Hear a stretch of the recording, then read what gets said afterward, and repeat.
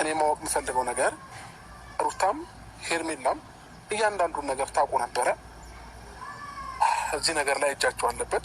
ስለዚህ ያለውን ነገር ከሁለታችሁ ማዳመጥ ፈልጋለሁ። ከዛም በኋላ የራሴን ውሳኔ መወሰን ባለብኝ መልኩ ወስናለሁ። ብዙ ነገር ሰላም ጤና ይስጥልኝ። ውድ የተከበራችሁ ቤተሰቦች እንዴት ናችሁ? እኛ አለን ይመስገን።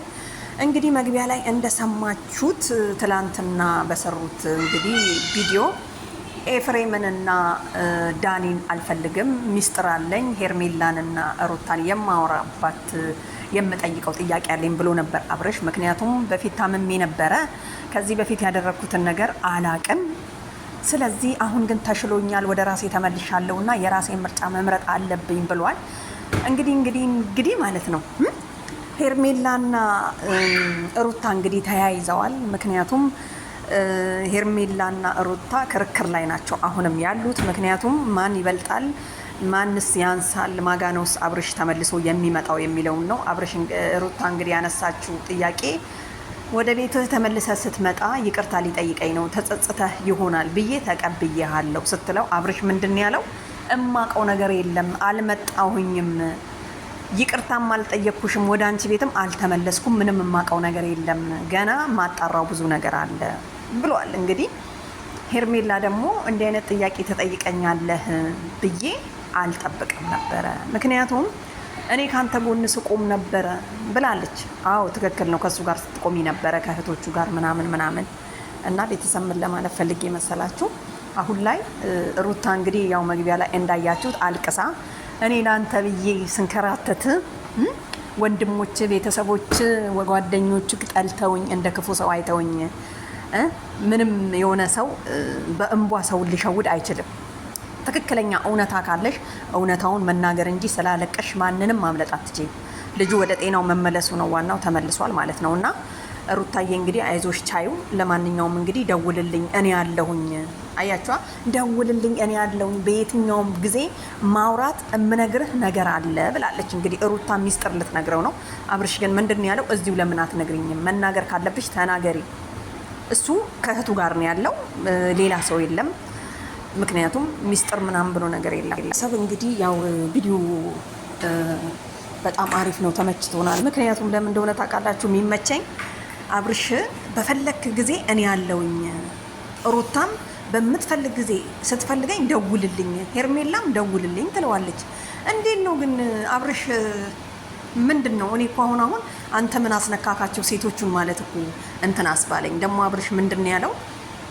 እኔ ወጣት ነኝ፣ ገና ልጅ ነኝ፣ ከማንም ጋር መኖር እችላለሁ፣ አለ ሴት መኖር አይችልም አብርሽ ያላችሁ ማን ነው ብሏል ማለት ነው። ሰምታችኋል? ካልሰማችሁ ብዬ ነው። ስለዚህ አብርሽ ማለት ደግሞ ከማንም ጋር ሳይሆን ብቻውን ላጤ ሆኜ ሞክረዋለሁ ሁኔታውን እስከማጣራ፣ ማንም ሰው አይነካኝም፣ ማንም ሰው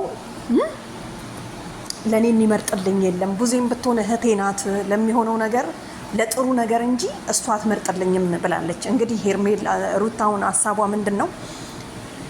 እነ ቡዜ ከሄርሜላ ጋር ናቸው። ዴቭ ራሱ ለእኔ ነበረ በፊት ከኔ ጋር፣ ዴቭ እንኳን ከኔ ጋር እንዳይሆን ወሰዱት ብላለች። እንግዲህ ለአብርሽ ስሞታ እየተናገረች ነው። አብርሽ እንግዲህ ወደ ኋላ ተመልሶ የተሰራውን ቪዲዮ ቀለበቱን ለምን አወለቅሽ ካረኩልሽ ታዲያ ለምን አወለቅሽ ብሎ ጠይቋታል። ሄርሜላ እንግዲህ ምንም ማድረግ አትችልም። ኤፍሬም ወንድ ነው እንዳለችው በጣም ያስፈራራታል። ኤፍሬም የእሷን ደስታ አይፈልግም በእርግጠኝነት፣ ምክንያቱም እሷ ወድቃ ማየት ስለሚፈልግ ማለት ነው። ስለዚህ ቤተሰብ ማለት ነው አብርሽ ሀሳቡ ወደ ሄርሜላ የሚመለስ ይመስለኛል። ምክንያቱም ለጊዜው ማንም ጋር ምንም ጋር የለውም። ያው ቡዜ ደግሞ አይታችኋል። ሩታን ትክክል ተናገሪ፣ እውነቱን ተናገሪ።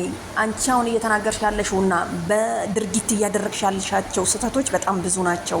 ምክንያቱም የታመመ ጊዜ አልታመመም አብርሽ ደህና ነው ጤነኛ ነው እያልሽ ነበር ብላ ትክክሉን ነግራታለች። ምክንያቱም ከዚህ በፊትም ጤነኛ ነው አትበይ፣ ወንድሜ ታሟል ሐኪም ቤት ይሄድ ብላ ስትከራከር ነበር ማለት ነው። እና ሩታዬ አታልቅሺ፣ ምክንያቱም እውነት ካለሽ አብርሽ በራሱ እግር ተመልሶ አንቺ ቤት መጥቶ ከሆነ አብሮ ልጄንና ሚስቴን ብሎ እንደዛ ጥብቅ የሚል ከሆነ በቃ ይሄ ትክክለኛ እንትን ነው ማለት ነው፣ ፍቅር ነው። ስለዚህ አንቺ እጅሽ ንጹህ ከሆነ አሁንም ቢሆን ከአብርሽ ጋር ትሆኛለሽ። ሄርሜላም ደግሞ ምንም ነገር ካልነካሽ፣ እሱ ግን የሆነ ነገር የገባው የሰማው ሚስጥር አለ። አብርሽ ደግሞ የገባው የሰማው የሆነ ነገር ሚስጥር አለ። መናገር አይፈልግም። ከአንደበታቸው መስማት ነው የሚፈልገው።